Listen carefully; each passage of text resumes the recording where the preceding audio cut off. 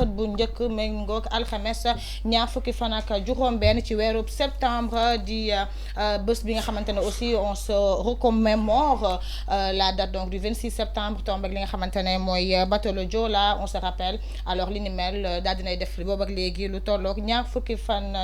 at pardon ak ñaar di massawal bu baax li nga xamante ne mooy les familles des victimes suñu borom daal dinañ gën a may xolub mbuñ alors ñu tàmbalee donc revue bi naturellement bay sa weeru tànk yëglekaayu kër gi lañ koy daal di dooree di L'As quotidien mu ngoog suspension du processus électoral a-t-elle saisi la cour de justice de la CEDEAO mu ngoog donc a-t-elle di l'alliance donc pour la transparence des élections ñoom ñi ngi daal di xam ne ni rek dañuy daal di saisir cour justice CEDEAO ngir ñu daal di dakkal lii nii di processus électoral bi lee daal di jëm ci lu ñeel rek lii nii donc de législatives qui sont prévues le 17 novembre 2024 donc ñoom ñi ngi daal di sàkku rek ngir ñu arrêté boobee processus wante itam ñu daal di koy reprendre ci kaw rek conditions yi war a tax ñu daal di koy amal lépp daal di mat donc ni ni mel da ngeen ko fekk ci yëglekaay bi ci xëtam ñeent ba tey ci lu ñeel ci wàllub législative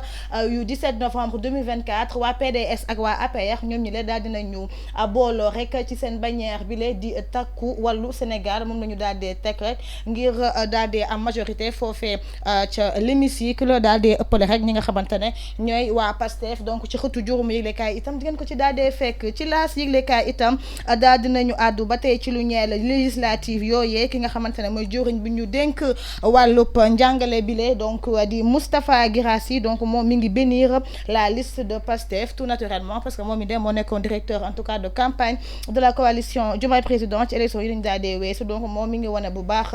faral bi nga xamante ne rek wala ànd bi nga xamante ne dina ko ànd ak PASTEF ci législative yi la donc ñu daal di jubloo ba tey ci yëglekaay bi la di L'As quotidien daal dinañ àddu rek ci forte pluie la foudre fait des victimes à Dakar mu ngoog am na benn waaye boo xamante ne daal na sax ñàkk bakkanam foofee ca corniche li ni mel la ginnaaw jéeye yi nga xamante ne rek taw yi lee daal dina koy daal di def fii nii ci Ndakaaru wante itam am na ay yaaku-yaaku tamit yu bëri yoo xamante ne ñu ngi koy noté foofee ca Mbaaw ak quelques zones quelques localités yoo xamante ne rek ñu ngi fii nii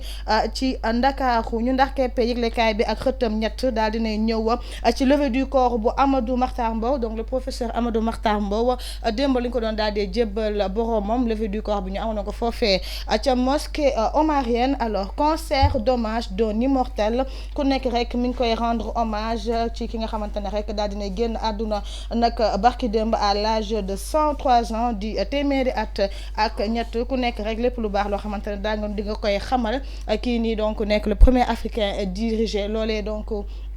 di UNESCO wante itam nekkoon jëwriñ bi ñu dénkoon wàllub culture ak li ni di éducation fii nii ci mim réew donc ci yëglekaay bi xëttam ñett ki ni di Ousmane Sall teewaloon ñu fa daal dina àddu rek ci hommage yi nga xamante ne daal dinañ koy def à son encontre donc bu leen dina yëglekaay bi léegi L'As quotidien di ngeen ci fekk lépp en détail ñu dem si beneen yëglekaay bu ñu noppee ci L'As quotidien ñëw ci point actu daal dina desandi rek ci li nga xamante ne mooy législative yooyee jadis proche à Yewwi Déthié Fall Sonko le temps de la rupture mu ngoo ko mu yàgg jege lool ñi nga xamante ne rek mooy waa Ousmane Sonko moom Déthié Fall bu PRP mu mel ne rek jamono jilee seen diggante ak kii nii di Ousmane Sonko daal di ne rek daal di xaajaloo pourquoi ce soudain désamour entre les deux hommes lu ko daal di waral en tout cas lu ñu ci mënti nemmeeku rek point actu di xam ne ni militant PRP yi lee di bu Déthié Fall ak bu Pastef jamono jile daal ñi ngi xasante di déchirante ci li nga xamante ne rek mooy les réseaux sociaux. Thierno Diop militant PRP moom nee na nous appelons les membres du parti PASTEF à faire preuve de plus d'élégance et de respect dans le débat politique mu ngoog donc dafa mel daal jamono jile seen diggante neexu dara ci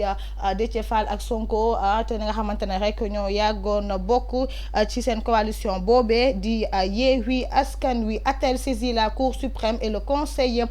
constitutionnel les 7 sages face à la jurisprudence Macky Sall vers un report du scrutin comme comme Nicolas Matinal bi ne est-ce que duñu reporter yooyee élection ginnaaw rek li nga xamante ne mooy cette saisine de la Cour suprême et le Conseil constitutionnel en tout cas faite par ñi nga xamante ne donc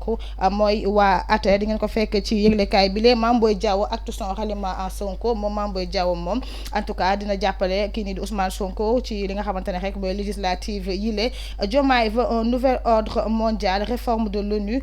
paix dans le monde donc mu nekk ay kàddu yi nga xamante ne rek moom Bassirou Diomaye Diakhar Faye daal dina koy yëkkati foofee ci États-Unis ci lu ñeent 79e session assemblée générale yu Nations Unies yile daal dinay àddu rek ngir ñu daal di xeex conflit ñu nemmeeku ci inégalité ak crise climatique daal di invité bu baax waaye États-Unis ngir ñu daal di jouer seen rôle de médiateur ngir rek daal di garantir la paix ci àdduna mbëngal këpp loolu dafa mel dama kaa sute ci las mais las aussi daal na ci ñëw en détail ginnaaw point actu ñu dem si beneen yëglekaay di Les Échos poursuite contre l'ancien directeur général de la LONASE le domicile de Lat Diop perquisitionné mais rien n'a été trouvé mu ngoog rek ki nga xamante ne moo nekkoon njiit ci kuréel boobee de LONASE ginnaaw rek bi nga xamante ne daal dinañ perquisitionné këram dafa mel ni rek daal di ñu fay daal di gis dara bu ñu sukkandikoo ci yëglekaay bile di Les Échos il sera déféré aujourd'hui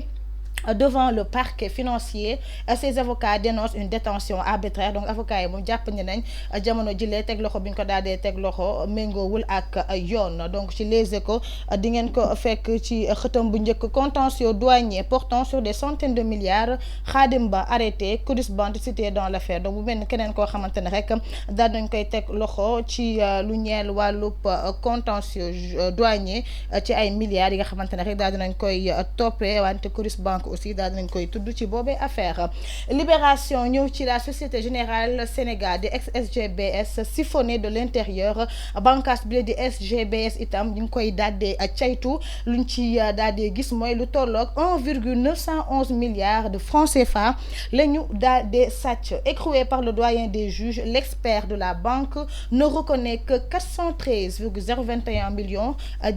qu'il dit avoir utilisé en partie pour faire du social, des virements frauduleux retracés dans les comptes de son épouse basée aux États-Unis et celui d'un cabinet d'avocats où son frère est comptable donc ki nga xamante ne rek moom mi la mooy expert ci banque boobee di SGBS ñu ne dafa sàddee sàcc lu toll ak 1,911 milliards moom mi ne xam le ni que 413,021 millions kase la daal dee jël te li ni mel da ko daal dee def ci affaire du social maanaam dimbali ñi nga xamante ne ñoo ko daal dee yellool wante itam nemmeeku dañ gis nañ ay koppar ci compte soxnaam bi lay nekk foofee donc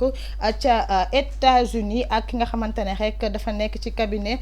benn cabinet d'avocat bi nga xamante ne moom frère kii nii di expert à la banque boobee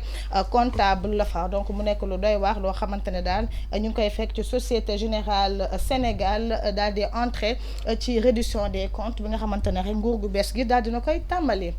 Le Témoin yëglekaay affaire Diop Sy Abdoulaye Sylla Lat Diop et Jérôme Bandiaki le menu fréttant en attendant la tempête de la reddition des comptes mu ngoog alors daal dinañ àddu ci ñoom ñi leen nga xamante ne rek daal dinañ leen en tout cas am nañ problème on va dire avec la justice contrairement à ce qui a été annoncé jusque-là les diverses interpellations et convocations à la DIC de ces derniers temps ne relèvent pas de la reddition des comptes alors il s'agit tout simplement de dossiers placés sous le coude de l'ancien président et que le parquet fait évacuer quant à la reddition des comptes proprement dite elle est imminente maanaam ñi xamante ne nemmeeku nañ ko ñu daal di leen teg loxo ça n'a rien à voir ak reddition des comptes bile mais dafa bokkoon ci dossier yoo xamante ne dañ ko waroon caytu te kii nii di président bi fi jugee di président Macky Sall da ko tegoon ci concam donc li ni mel rek moo tax ñu daal di tàmbali li nga xamante ne mooy liggéey boobee alors le Témoin daal dina ci àddu ne mën ko fekk ci xëttam ñeent ñu dem ci beneen yëglekaay ginnaaw le Témoin ñu àddu ci yëglekaay groupe Futurs Médias di l'Observateur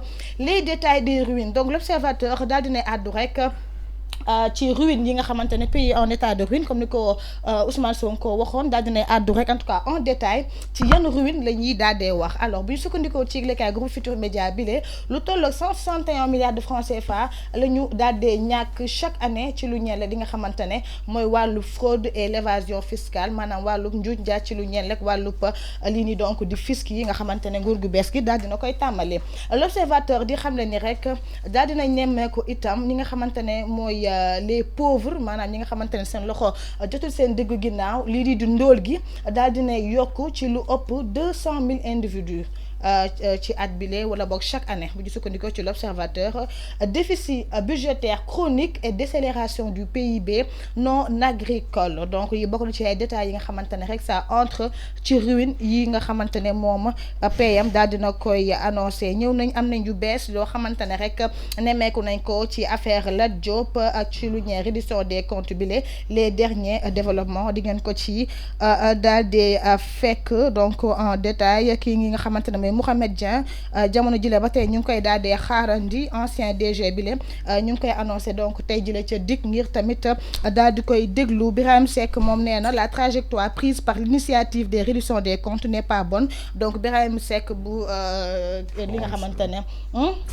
mooy Forum Civil voilà moom itam daal na ci àddu di xam ne anam yi nga xamante ne ñu ngi tàmbalee réduction des comptes bile nekkul bu baax bi donc di ngeen ko fekk an tamit l'histoire de Ada Boy l'interprète de Gulu Gulu ki nga xamante ne moo way Gulu Gulu wayu El Hadji Falilou Fall alors yëglekaay bi daal dina ñëw ci dundam carrière am ak regret am donc ci yëglekaay bi lee di l'observateur du sa waykat di ngeen ko fekk en détail ci yëglekaay bi lee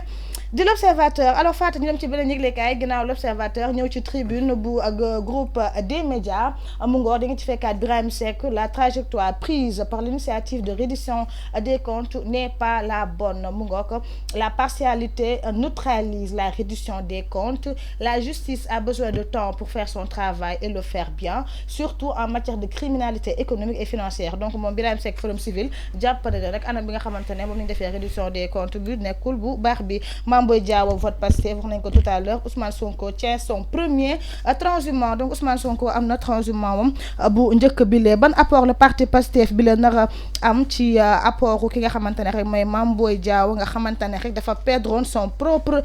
bureau de vote une transhumance actée au moment de la reddition des comptes li ni mel ñu daal di koy nemmeeku ginnaaw bi ñu tàmmalee li ni di reddition des comptes bi lee gëm sa bopp sa massif yi Sambali Biagui bokkul ak Samba Biagui bu maison de la presse nag c'est Sambali Biagui maire de Saraya rejoint Bougane donc moom dafa na fas yéene jàppale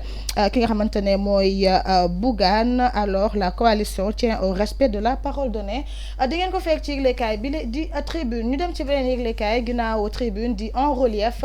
stratégie nationale de développement 2025-2029 le projet de PASTEF ou le rewriting du PSE est-ce que jamono jile projet bi nekku rek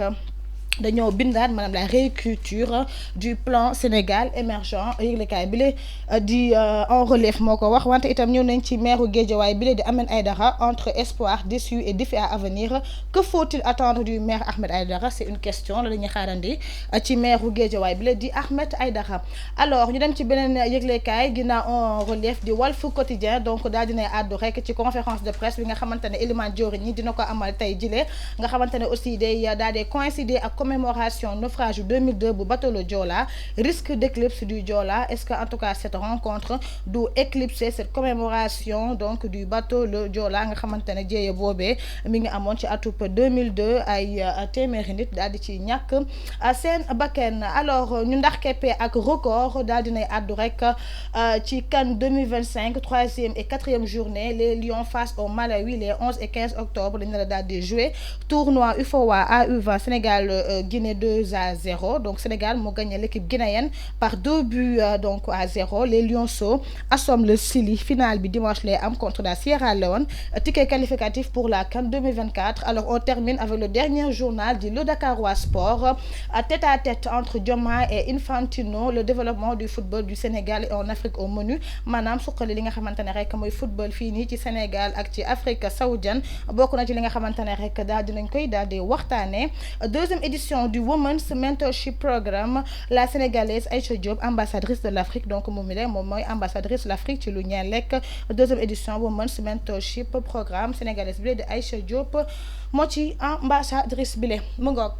li ni mel moo gën a fës ci xëtu yëglekaay yi avec la complicité de Fatou Souane ñu dem régie daal di ñëwaat ci plateau bi daal di def li nga xamante ne mooy débrief bi ak suñu invité du jour.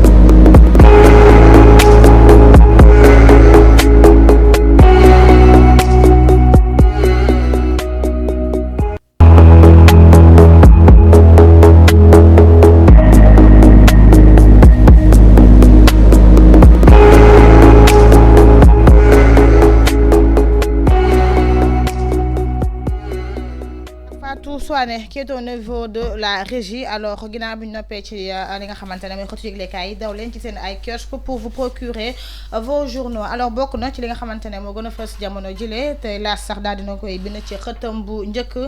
mooy taw bi nga xamante ne rek daal dinay def jamono jile ay dégâts nemmeeku nañ sax am na benn waaye bu ci ñàkk ba kenam foofee ca corniche bile wante itam ay dégâts immatériels yu ñu mënul compter foofee au niveau de Mbao ci lu ñu jot a yëg rek wante cette vidéo bi nga xamante ne mi ngi circuler au niveau de la toile nga gis app bus boo xamante ne rek dafa daal di surux si bu dee na dañ koy waxee ci ndox gi la alors laataa ñu ñëw daal di ci def un peu de débrief avec la complicité de Fatou Souane ñu dem seetaani élément boobee ñëwaat ci plateau la matinale.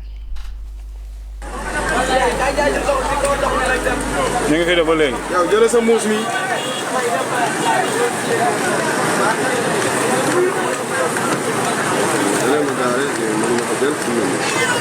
dama ko zoom moo tax quoi mënumaa xam kii bi ne ci ñi mënu xam nga foofu nit ñi mënuñu faa dem dama ko zoom fi ma nekk moo fa xaw a sori maa ngi seen nit ñi quoi mais xaw ma exact bi mooy loolu. non du terminus 15 bi de ci kii bi la ci 70 bi net.